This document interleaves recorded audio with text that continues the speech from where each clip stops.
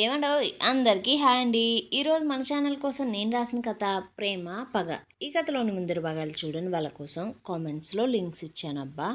కొంచెం సబ్స్క్రైబ్ చేసుకొని చూస్తూ కథ నచ్చితే ఓ బుల్లి లైక్ చేసి కథ ఎలా ఉందో ఓ చిన్ని కామెంట్ చేయండి. మరి ఇంక మనం కథలోకి వెళ్ళిపోదామా? మిథున్ ఎంగేజ్మెంట్ రోజు సింధు అతని గురించి అందరికీ తెలిసేలా చేస్తుంది. ఈసారి ఆ న్యూస్ ఆపడం వారిద్దరి వల్ల కూడా కాలేదు. తండ్రిని చూడడానికి హాస్పిటల్కి వెళ్ళిన సింధుతో కేశవ ఆమెను పునీత్ని నువ్వు పెళ్లి చేసుకున్నావా అంటూ అడుగుతాడు. దాంతో సింధు కంగారుగా తండ్రి వైపు చూస్తూ నాన్న నీకెందుకు అలాంటి అనుమానం వచ్చింది అంటూ అడుగుతుంటే కేశవ జీవం లేని నవ్వును నవ్వుతూ నేను నీ తండ్రిని, అలాగే ఒక బిజినెస్ మ్యాన్ని, నీ గురించి పూర్తిగా తెలిసిన వాడిని. ఒక బిజినెస్ మ్యాన్గా ఆలోచిస్తే ఎవరైనా ఎలాంటి లాభం లేకుండా ఎవ్వరికీ సహాయం చేయరు. అందులోనూ పీకల్లోతు అప్పుల్లో ఉన్న కంపెనీ జోలికి ఎవరూ రారు. దాని వైపు చూడని కూడా చూడరు. కానీ పునీత్ మనకు సాయం చేశాడు అంటే ఏదో ఒకటి ఆశించే ఉంటాడు నీ దగ్గర నుంచి. అలాగే నీ తండ్రిగా నీ గురించి పూర్తిగా తెలిసిన వాడిగా నువ్వు నీ విలువలు తగ్గించుకునే పనిని ఎప్పటికీ చేయవు. కానీ అలా జరిగింది అంటే నువ్వు అతని భార్యవే అయ్యుండాలి. అందుకే పునీత్ నీ చుట్టూనే తిరుగుతున్నాడు. మీరు విడిపోయిన తరువాత ఒక్కసారి కూడా నన్ను కలవని పునీత్ నేను హాస్పిటల్కి వచ్చాక ఇప్పటికే 4 సార్లు వచ్చి కలిశాడు. నేను ఊహించుకుంది నిజమేనా సింధు అంటుంటే సింధు ఇబ్బందిగా తలదించుకొని నాన్నా ఇది నేను నీకు ఎప్పుడో చెప్దామనుకున్నా కానీ నీ మెడికల్ హిస్టరీ చూసి భయపడ్డా నాన్న. నాకు పునీత్కి పెళ్ళై కూడా సుమారు 40 రోజుల పైనే అయ్యింది. నువ్వు ఒకప్పుడు అనేవాడివి కదా నాన్న, జీవితం ఎవ్వరికీ రెండో అవకాశం ఇవ్వదు అని. అలా ఇస్తే మాత్రం దాన్ని వదులుకోకూడదు అని. నేను అందుకే ఆ అవకాశాన్ని వదులుకోలేదు. కానీ నాన్న ఈసారి నా డిసిషన్ ఎప్పటికీ తప్పు కాదు నాన్న. నేను ఇప్పుడు తీసుకున్న నిర్ణయం వల్ల ఎప్పటికీ బాధపడను. పునీత్ నిజంగా చాలా మంచోడు. అయినా నేను చెప్పడం ఎందుకు, నీకు తెలుసు కదా వాడి గురించి, వాడు ఎలాంటి వాడో అంటుంటే కేశవ మరి ఇంకా ఎందుకు మీ పెళ్ళి గురించి మీ ఇద్దరు బయట పెట్టలేదు? నువ్వు ఎందుకు ప్రతిసారి కూడా ఆ మిథున్ జోలికి పోతున్నావు? ఒకసారి కాదు అనుకున్న తర్వాత వదిలేసుకోవాలి కదా సింధు. అలాంటి వాళ్ళు పెండలాంటి వాళ్ళమ్మ. వాళ్ళ మీద రాయి వేస్తే తిరిగి అది మన మీదే పడుతుంది. ఇప్పటికైనా వాడికి దూరంగా ఉండు. ఇప్పటి వరకు వాడి వల్ల ఏర్పడ్డ మరకలు చాలమ్మా ఇంక నీ జీవితంలో అంటుంటే తండ్రికి ఆమె ఎందుకు అలా చేయవలసి వచ్చిందో కారణాలను చెప్పాలని చూస్తుంటే ఇంతలో మేనేజర్ నుండి ఆమెకు కాల్ వచ్చింది. ఆ కాల్లో సింధు విన్న సారాంశం ఏంటంటే సింధు బ్యాంకులను మోసం చేసి తన ప్రాపర్టీని 2-3 బ్యాంకులలో తాకట్టు పెట్టినట్లు, ఇంకా ఈఎంఐలు కూడా సరిగా కట్టనట్లు వచ్చాయి. అలా ఫ్రాడ్ చేసి తీసుకున్న మనీని వెనక్కు ఇవ్వాలంటూ కొన్ని బ్యాంకులు నోటీసులు ఇస్తే మరికొన్ని బ్యాంకులు 24 గంటల లోపల వారి డబ్బును తిరిగి కట్టకపోతే జైలుకు పంపిస్తామంటూ లీగల్ నోటీసులు పంపించాయి. అది అంతా విన్న సింధు నాన్న మీరు చెప్పిందే కరెక్ట్, అలాంటి వాళ్ళ జోలికి పోకూడదు. కానీ ఇంకా వాళ్ళు మనల్ని మోసం చేయాలని చూస్తూ మనని ప్రశాంతంగా బతకనీయకుండా చూస్తూ ఉంటే చేతులు కట్టుకొని కూర్చోవడం కూడా భావ్యం కాదు. కాబట్టి అలాంటి వారికి మాటలతో సమాధానం చెప్పడం మూర్ఖత్వమే అవుతుంది. అంటారు కదా పెద్దవాళ్ళు, మనిషికో మాట గొడ్డుకో దెబ్బ అని. మరి అలాంటి పశువులకు దెబ్బలు రుచి చూపించాలిక. అందుకే వాడి ఎదుగుదలకు నేను వేసిన మెట్ల నుండి ఒక్కొక్క ఇటుకను పీకేస్తున్నా. మీరు కంగారు పడద్దు నాన్న, నేను అంతా చూసుకుంటా. నేను అంతకుముందు సింధుని కాదు, నా వెనుక ఇప్పుడు పునీత్ ఉన్నాడు. ఒకప్పుడు వాడి స్నేహంలో నమ్మకం ఉంటే ఇప్పుడు వాడు నా భర్త. ఇక వాడి మీద నేను ఇంకెంత నమ్మకం పెట్టుకోవాలి చెప్పండి. పునీత్ నాకు ఏమీ కానివ్వడు అంటూ మందారం వైపు తిరిగి ఆమె 2 చేతులకు 2 గోల్డ్ గాజులు ఇచ్చి ఇది నా పెళ్లి గిఫ్ట్. అంటూ సంతోషంగా చెప్పి తండ్రి వైపు తిరిగి, నాన్న ఈరోజు మిమ్మల్ని డిశ్చార్జ్ చేస్తున్నారు, మీరు ఇంటికి వెళ్ళండి, మీతో మందారం కూడా వస్తుంది, ఇక నుండి మందారం మన ఇంట్లో అక్కడే ఉంటుంది, నేను పునీత్తో బంగ్లాలో ఉంటా, మీరు నా గురించి కంగారు పడద్దు, ఇక కంపెనీ గురించి కూడా మీరు ఆలోచించొద్దు, నేను అన్నీ చూసుకుంటా అంటూ తండ్రికి ధైర్యం చెప్పి కంపెనీకి వెళ్ళిపోయింది. మరోవైపు సింధు కంపెనీకి చేరి ఆ నోటీసులలో ఉన్న మ్యాటర్ని తెలుసుకుని పునీత్కి కాల్ చేసి అతనితో కొద్దిసేపు మాట్లాడి ఆమె ఆలోచనలను చెప్పి అతనికి వాటిని మెయిల్ చేసింది. ఫోన్ పెట్టేసిన పునీత్ అతని టేబుల్ మీద ఉన్న 2 ఫైల్స్ని ఓపెన్ చేసి చూసి అందులో ఉన్న సమాచారం అంతా చూసి షాక్ అయిపోయాడు. పునీత్ ఆ విధంగా షాక్ అవ్వడానికి కారణం ఏంటి అంటే, సింధు చెప్పిందని తారా మీద, సౌజీ మీద నిఘా పెట్టిన సమాచారం తాలూకు వివరాలన్నీ ఆ ఫైల్స్లో ఉన్నాయి. ఆ ఫైల్స్లో వారిద్దరి ఆటపాటల గురించి కూడా చాలా వివరంగా ఉంది.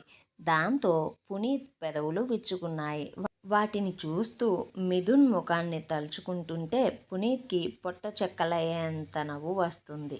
మేలిం బంగారాన్ని లాకర్లో పెట్టి మకిలి పట్టిస్తూ అందరూ కూడా 1 గ్రామ్ గోల్డ్ జ్యువెలరీకి ఎక్కువ విలువ ఇస్తున్నట్లు నువ్వు కూడా బంగారం లాంటి భార్యను వదిలేసి సిగ్గు ఎగ్గు లేకుండా అలాంటి కాకి సింగారం వెంట పడ్డావే, అది ఇప్పుడు నీకు మీలో ఎవరు ఈ బిడ్డకు తండ్రి అనే గేమ్ షోని తయారు చేసి పెట్టిందిరా. అయినా ఆవు చేలో మేస్తే దూడ గట్టును మేస్తుందా ఏంటి చెప్పు. తండ్రి మంచి కళాకారుడు, కూతురు మంచి ఆటగత్తె, ఆ మాత్రం ఉంటుందిలే అనుకుంటూ సింధు పంపించిన మెయిల్స్ని కూడా చాలా క్షుణ్ణంగా పరిశీలిస్తూ ఆమె చెప్పిన పాయింట్లను నోటు చేసుకుని ఆ మెయిల్లో ఉన్న మొత్తాన్ని కూడా 1కి 2 సార్లు చదివి అందులో ఉన్న లోటుపాట్లను అర్థం చేసుకొని పునీత్ తన బావకి ఫోన్ చేసి తన ఆలోచన అంతా చెప్పేశాడు. దాంతో లాయర్ నవ్వుతూ, ఒరే బామ్మర్ది, పాపంరా మిథున్ గాడు, కొంచెమన్నా టైం ఇయ్యండిరా వాడికి, మరీ అంతలా దెబ్బ మీద దెబ్బ దెబ్బ మీద దెబ్బ కొడుతూ ఉంటే ఏమైపోతాడు, ఇప్పుడు నువ్వు చెప్పినట్లుగా నేను చేస్తే మూలిగ నక్క మీద తాటికాయ పడ్డ సామెత అవుతుందిరా వాడి జీవితం అంటూ పునీత్ బావ నవ్వుతూ ఉంటే, పునీత్ ఏం పర్వాలేదు బావా, బిడ్డ చాలా సొమ్ము తిన్నాడు సింధు దగ్గర, దాన్ని ఇప్పుడు అంతా కక్కిచ్చేద్దాం, ఆ నా కొడుకు మావులోడు అనుకున్నావా, లేకపోతే మొన్న స్టేట్మెంట్లో ఆ వెధవ ఏమని చెప్పాడు, ఐ డోంట్ రిగ్రెట్ అన్నాడు, ఇప్పుడు తెలుస్తుంది వాడికి అస్సలైన పశ్చాత్తాపం అంటే ఏంటో. అయినా ఇప్పుడు మేమేమీ వాడితో కావాలని సున్నం పెట్టుకోవట్లా, వాడే మానుతున్న పుండుని కాకి పొడుస్తున్నట్లు పొడిచి గొడవ పెట్టుకుంటున్నాడు, అందుకే వడ్డీతో సహా కక్కిచ్చేద్దాం అంటూ దాని గురించి మాట్లాడుకొని ఫోన్ పెట్టేసే ముందు, బావా నువ్వు నేను చెప్పినట్లుగానే చెయ్యి అంటూ లాయర్తో చెప్పి సింధుకి ఫోన్ చేసి విషయమంతా చెప్పేశాడు. పునీత్ చెప్పిన మాటలను విన్న సింధు ఓకే అలాగే చేద్దాం అంటూ వర్క్ చేసుకుంటుంటే పునీత్ ఫోన్ పెట్టకుండా కొంచెం ఇబ్బందిగా, సింధు నీకొక విషయం చెప్పాలి అంటుంటే సింధు చెప్పు అన్నట్లు అడగ్గా పునీత్ చెప్పడం బాగోదులే కానీ సరే నేను నీకు మెయిల్ పంపుతా వాటిని చూడు అంటూ సింధుకి తార గురించి మాత్రమే తెలిసిన వివరాలను మెయిల్ ద్వారా పంపించేశాడు. వాటిని చూసిన సింధు కోపంతో వణికిపోతూ, అసలు ఇలా ఎలారా, కొన్ని సంవత్సరాల నుంచి నన్ను నాన్నను తార ఎలా మోసం చేస్తుంది, అసలు ఈమెకు అలా చేయడానికి మనసెలా వచ్చిందిరా, నేను వదలను, అస్సలు ఆ తారను వదలను అంటుంటే పునీత్ కోప్పడకు, ఈసారి వారిద్దరిని పట్టుకోవడానికి ప్లాన్ చేద్దాం, కానీ మామయ్యకు ఈ విషయం ఇప్పుడు ఎలా చెప్పాలి, ఆయన ఆరోగ్యం కూడా ఇప్పుడిప్పుడే బాగవుతుంది అంటుంటే సింధు పునీత్తో వారిద్దరికీ జరిగిన పెళ్లి గురించి తండ్రికి చెప్పినట్లు ఆయన హ్యాపీగానే ఉన్నట్లు చెప్పి ఒక 5 నిమిషాల తరువాత తార కోసం ఆమె చేసిన ప్లాన్ని కూడా చెప్పేసింది పునీత్తో. దాంతో అదంతా విన్న పునీత్ సరే అంటూ పనిలో పడిపోయాడు.